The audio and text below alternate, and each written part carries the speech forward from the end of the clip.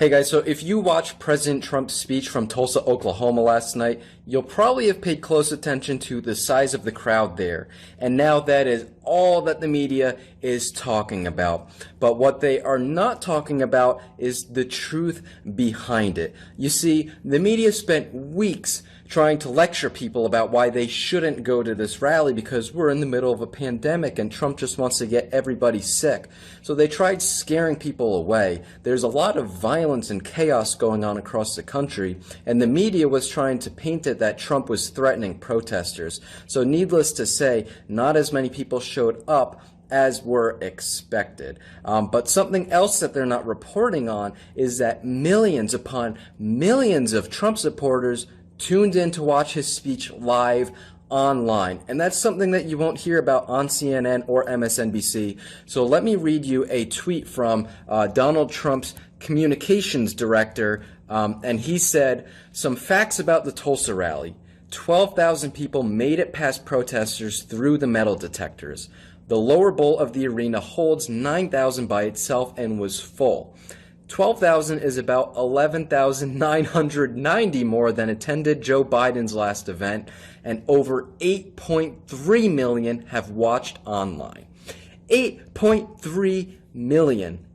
You see, the media is going to show you photos like this from the rally yesterday that shows that the upper bowl was not full despite the lower bowl being full. And even if you're a Trump supporter, if you saw these images going around yesterday, you were probably a little disappointed. I know I was very disappointed when I saw it, and it had a lot of us questioning whether President Trump still has the support that we believe he has. It was disheartening to see those photos, especially when the campaign was saying that there were over 1 million people to have requested tickets. But the truth about it is that 8 million people tuned in to watch his speech online, by far blowing out of the water any other rally that President Trump has ever had before. So while not as many people showed up in person as were expected, tons of people tuned in online to see what their president had to say. Real quick, guys, if you want to hear us talk more about these controversial topics that we can't really delve into too much detail about on social media, make sure you sign up right now at libertyhangout.tv, where we go into a lot of detail about these things and talk about a lot of different topics that we know you guys want to hear us talk about, but that we're restricted about discussing here on social media. So sign up right now at libertyhangout.tv, where we got a deal going on until the beginning of August.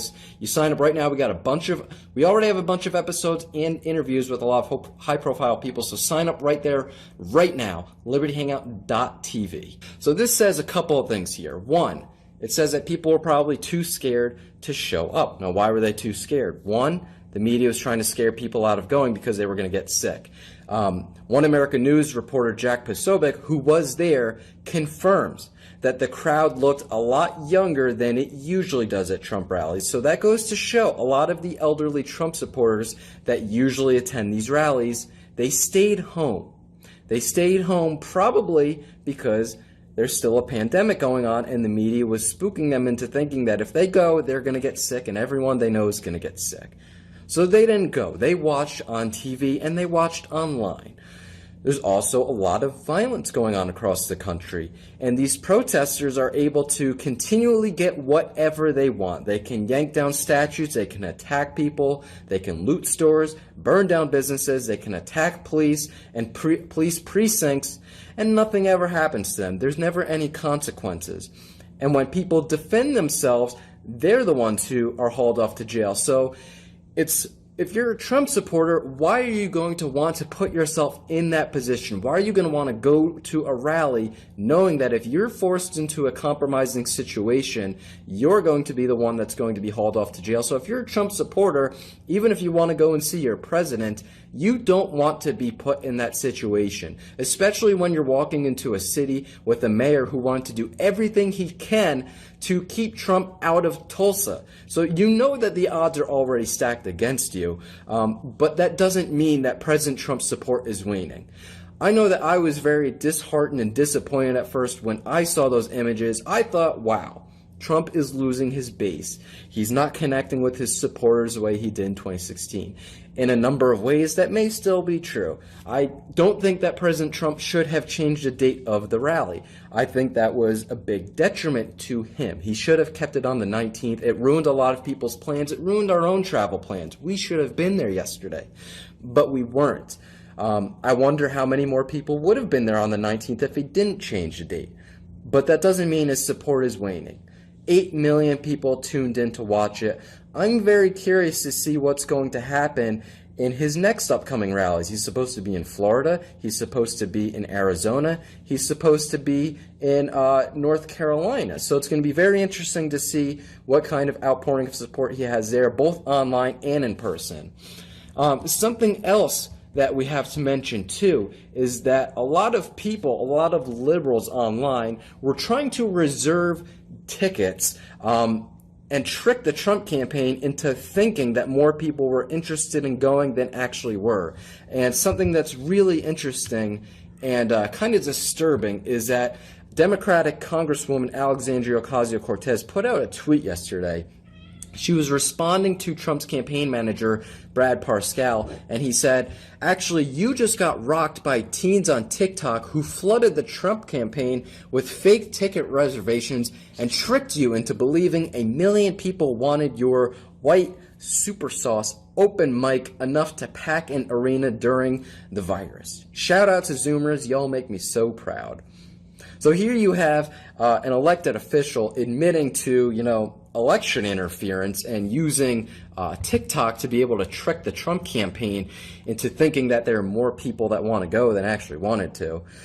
But here's another tweet that Matt Schlapp, he runs the ACU, which hosts CPAC every year. He tweeted earlier today, really bummed my mom, sister, and nephew canceled their trip to the Tulsa rally at the last minute due to all the concerns of violence. Clearly good people are worried about safety. It's beyond time for America to think about who will reestablish security in our neighborhoods. So there you go. You have people admitting that they did not go to this because they were afraid of violence. There's a number of factors for why the crowd wasn't as big as we thought it was going to be. You had a virus going on. You had the media warning people that they were going to be sick if they went. You had threats of violence. And then you had Democratic politicians admitting and cheering on people that were interfering in the election and requesting tickets by the hundreds of thousands. So there you go. A lot of different reasons for why the arena looked the way it did. But that doesn't mean anything in regards to Trump's success with his campaign.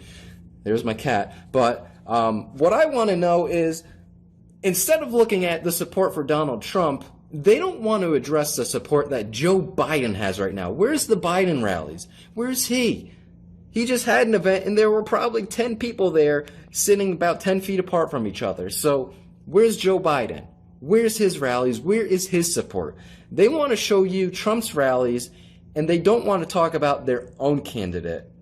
That's important. Let's start flipping the script. Let's start asking, where is Joe Biden? Where are his supporters? Because guess what? They don't exist right now. Go to libertyhangout.tv right now to watch Caitlin Bennett Uncensored. Not only will you get to watch exclusive content from me, but you'll get to say you stood for the truth, you stood against radical leftism, and you stood up for America.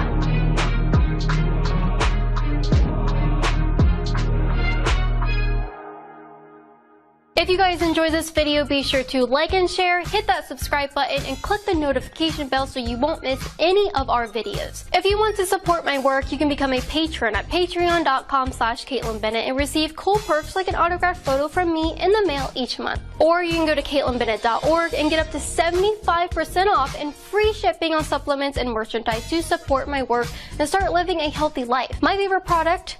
It's Turbo Force, because it gives me all the energy I need to make it through a long day of doing interviews. There are tons of other health supplements you can choose from to keep your body healthy during these uncertain times. And check out the website banned.video to see uncensored content from conservative creators that have been erased from social media. When it comes to rebuilding your energy, convenience is key.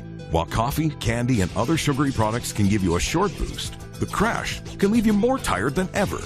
Turbo Force from InfoWars Life is a powerful mix-in energy packet that utilizes vitamins, amino acids, and extracts used for hundreds of years to provide you focus, clarity, and a boost of energy on the go. Simply take a packet, mix it into the indicated amount of water, and enjoy. With 14 servings per box for a 2-week or more supply, this is the formula to stock up on whenever you need a boost. Perfect for work, in the car, or at home. Turbo Force is the ultimate answer to a sluggish day. Don't let your day slow you down. Perk up with Turbo Force at InfoWarsStore.com.